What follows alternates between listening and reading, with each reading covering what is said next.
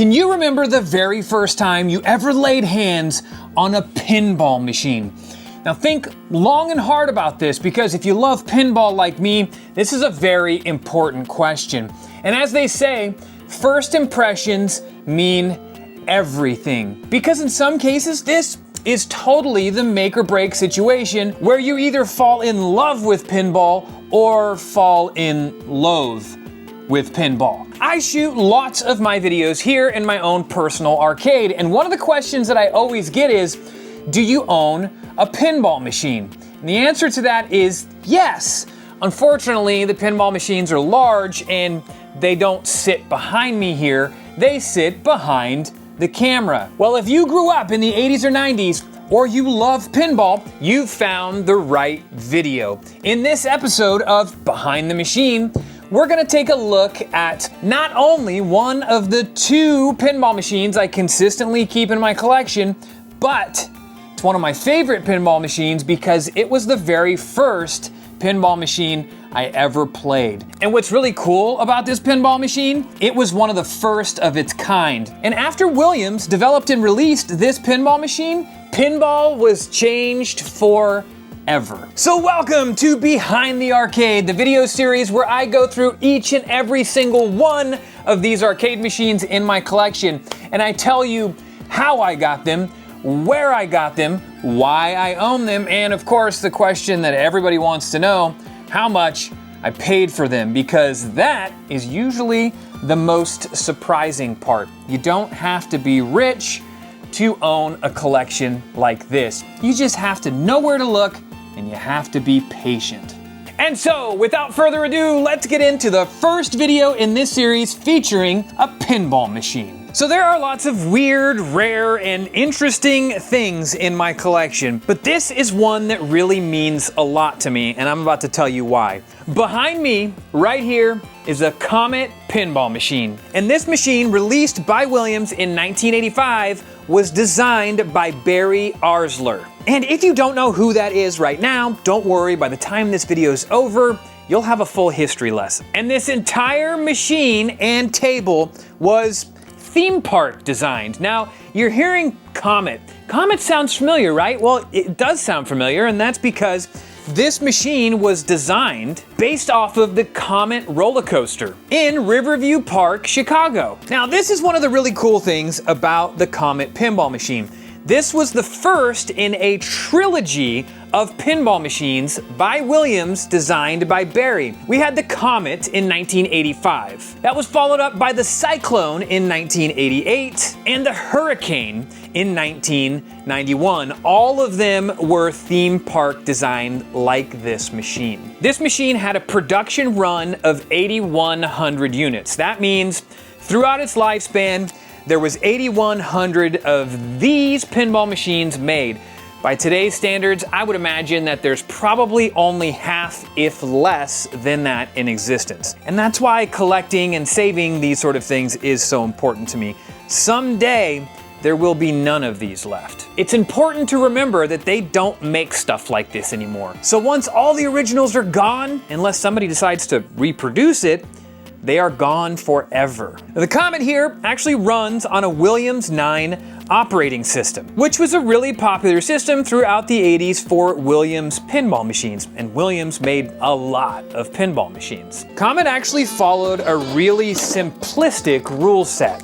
And let's talk about this for a second, because I feel like this is really important for somebody who doesn't know a lot about pinball, or maybe wants to learn more about pinball. For the average player, most people walk up to a pinball machine and their main objective is to just keep the ball in play, which isn't wrong per se, but the real joy of pinball is actually learning the table and learning all of the rules of the table.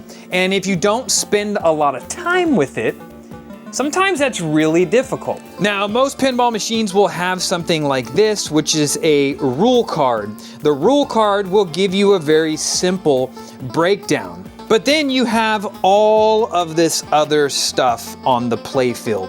What does stuff like this mean? Well, this is why a lot of people find pinball so rewarding, because it does take a little while to figure out and understand the rules of the table. I cannot believe since we've been sitting here shooting this, I've made 2 million point shots. We're gonna get to that in just a second. Now, if you've never spent any time playing pinball, the objective's pretty simple. You just wanna get the highest score possible. But it really helps to know the table and know what's going on the table in order to get that high score. So let's talk about what makes this table just so special and why this table sort of changed the scoring point structure of pinball forever. And in order to show you this really well, we're gonna take the glass off. I'm gonna give you a peek behind the table, and it's probably gonna blow your mind, and it will probably make you never wanna own a pinball machine, but bear with me. So taking off the glass in a pinball machine is actually pretty easy. Once your bottom support piece is out, the glass just slides off. And let me tell you from experience, this is not something that you want to break, because it's not something you're going to want to buy, trust me.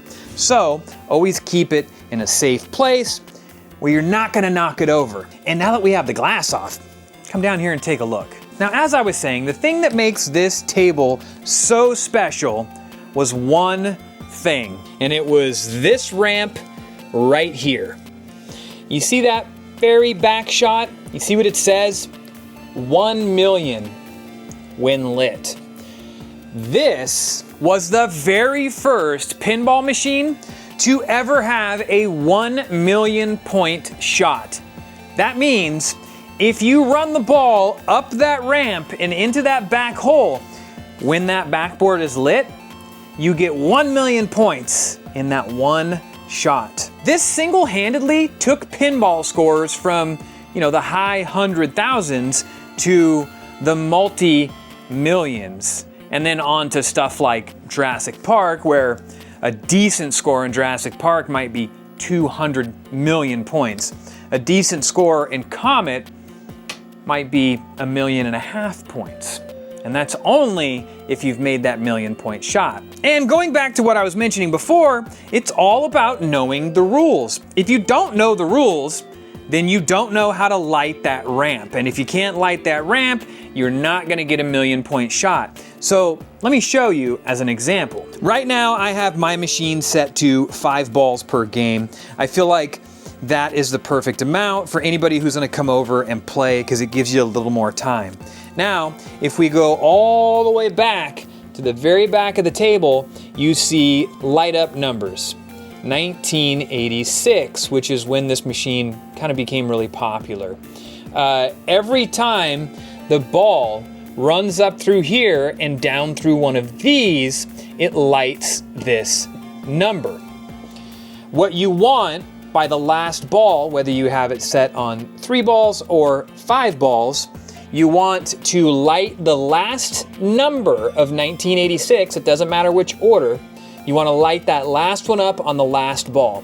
When you do that, that's when your 1 million point backboard will be lit. And that's when you want to take the ball and fire it right up this channel, right up that ramp, over the 10,000, over the 20,000, and right into the smallest hole, which is 1 million points. Now, one of the other main attractions of this table is the centerpiece, and that is the Comet ramp. That's this big, clear plastic ramp that you see here. There are many different point variables depending on what you have lit up on the table at the time. But this ramp here is absolutely the centerpiece of this table. Obviously, it is technically the center of the table, but this is what the machine is named after.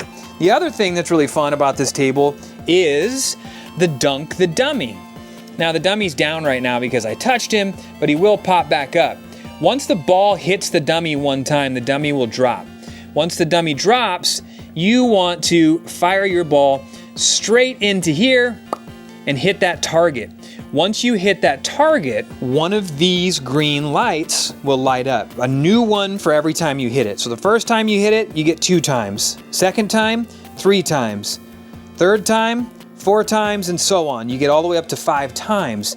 So once you've dunked that dummy 5 times in one game, it gives you a multiplier all the way across this board of 5 times. So any points you get on this board will be multiplied by 5 or 4 or 3 or 2, depending on what you get lit up. Now, while I could spend all evening telling you the rules of Comet, that's not why we're here. We are here because you want to know why I have this in my collection. Well, as I stated in the beginning of this video, this pinball machine was the very first pinball machine I ever laid hands on. And it was at Straw Hat Pizza here in Sacramento. My parents used to go there all the time, and they had a Comet pinball machine. I sat there night after night after night when we would go, and I learned all the rules of the table. That was when I learned that I really loved playing pinball. So just how the hell did I end up with one in my collection? If you remember in the last video, I tell the story of Spider-Man and where I got Spider-Man. I also tell the story of that jukebox. Well, that very same party rental place that was going out of business had this Comet. Bad news about the Comet though. Comet was sitting outside. So when I pulled up, the sun was beating down on the top of this table. And what does that mean? That means all of these plastic ramps were completely melted. The main ramp was gone. It was just crumbled. The 1,000,000-point shot ramp was completely melted and folded over, and the corkscrew ramp was completely melted and folded over. Which for a pinball machine this old is sort of a big deal because there's not a lot of places that are currently making ramps. So what you have to do, in this case, you gotta scour the internet for somebody who has one that they're willing to sell you. As it turns out, the 1,000,000-point shot ramp and the corkscrew ramp were being reproduced. So I was able to buy those for pretty cheap. But even to this day, the Comet ramp itself is not being reproduced. So this one I found on eBay, but there was a few caveats. This thing was busted. And as you can see, it was completely broken up the center. It had been glued back into place, and the bottom of the ramp still has duct tape on it. That's the only way that we can get the entry to the ramp to work properly. And even after I found the busted ramp, that thing still cost nearly $300, which leads me to the next question. How much did I pay for the very first pinball machine I ever owned, Comet? Well, because of the shape that this thing was in and the fact that I was buying multiple other machines from them, I actually got them to sell me this machine for $200. Now, everything else worked on it, it just didn't have ramps. I will say I probably put close to $400 into the ramps and another $100 maybe into new LED lights. But to find a Comet in perfect working order, you're still looking at probably $2,000 to $3,000 that you're spending. So I feel like back in the day, I got a pretty good deal on this thing, especially considering it's a pinball machine that is very special from my childhood. And there is one other thing I said I would show you that would make you never want to own a pinball table. Have you ever seen the bottom side of a pinball table? Let's take a look at that, shall we? Now these tables are actually really easy to lift up. You just grab them from here and they pull all the way up so you can service them. But take a look at what the bottom of these things look like. Does that look like anything anybody wants to work on? They can be an absolute nightmare. So if you could have any pinball machine you wanted in your collection, in your house, which pinball machine is it? And a better question is, of all the pinball machines you've ever played, what is your favorite table to play? And if you missed the last episode of Behind the Machine on Spider-Man the video game, you can check it out right here. And if you don't want to miss any episodes in the future, you should subscribe to the channel right here. And until next time, Enjoy the journey.